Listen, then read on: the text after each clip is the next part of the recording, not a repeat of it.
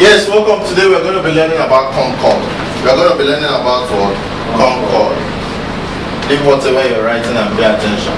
Concord means agreement between a subject and the verb, or between a verb and other elements of a clause. We've learned the elements of clause, isn't it? Yes. What are the elements of a sentence or a clause? Subject, what? Predicator, what? Complement, and what? Adjunct.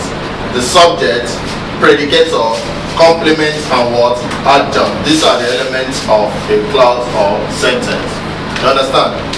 How do you know the right predicator to pick for a subject, or the right complement or adjunct that follows a subject?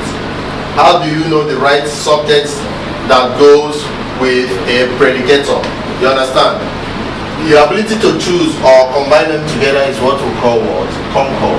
Concord means agreement between the word subject and the verb. The subject and the verb must go together. You understand? You can say he goes to school. He does what? Goes to school. You cannot say he go to school. If you say he go to school, it's a wrong English, isn't it? That means there is no concord. There is no agreement. He goes to what? School. They go to school. They do what? Go. You cannot say they goes to school. Can you see that? Every singular subject goes with a singular verb or singular predicator. Is that clear? Whereas a plural goes with what? Plural. Example. Example of singular verbs are is, was. It was me who did it. It was me. Is that clear? Singular, me alone. Was. You understand? But when there are plenty people, you say where. When there are plenty people, you use the word what? Where. Is that clear? So for us to better understand the meaning of concord, we say they suggest he go away or he goes away. What is the right combination? Will you say that they suggest he go away, or will you say that they suggest he goes away?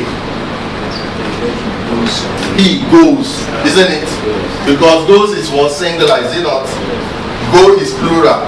So goes is for he, one person, is it not? Now, many a girl likes him, or do you say many a girl like him?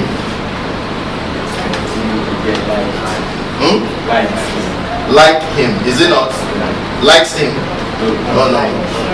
If you say a girl, you can say a girl does what? Likes him. But when you say many a girl simply means girls. Is it not? Yes. Girls, and girls is plural, is it not? Yes. So which one will you like or likes? Like. The boy with the parents go or goes to farm.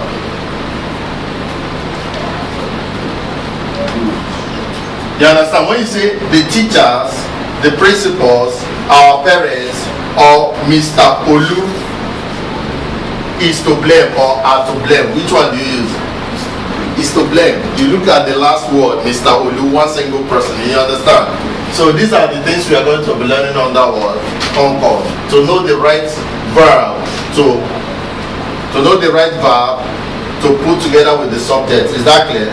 And in us understanding this, it's good that you understand what a singular verb or a plural verb is. Is that clear? Example of singular verb are what? Is, was, has, goes. Whenever you see goes, it has to be for one person. Is that clear? Yeah.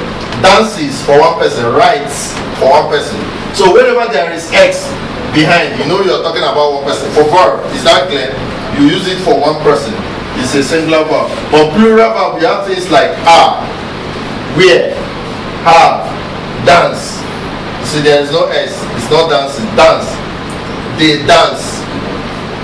They dance every day. He dances every day. You understand? Right. No. Is that clear? Is that clear? Get that now. No, very well. Very important.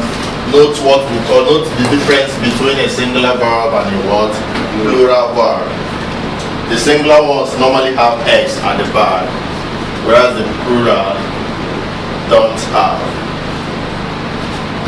So in the next class we are going to be learning about the rules. Is that clear?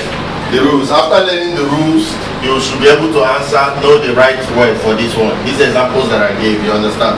The rules will identify it, will tell you why it should be goes and not go, why it should be like and not likes.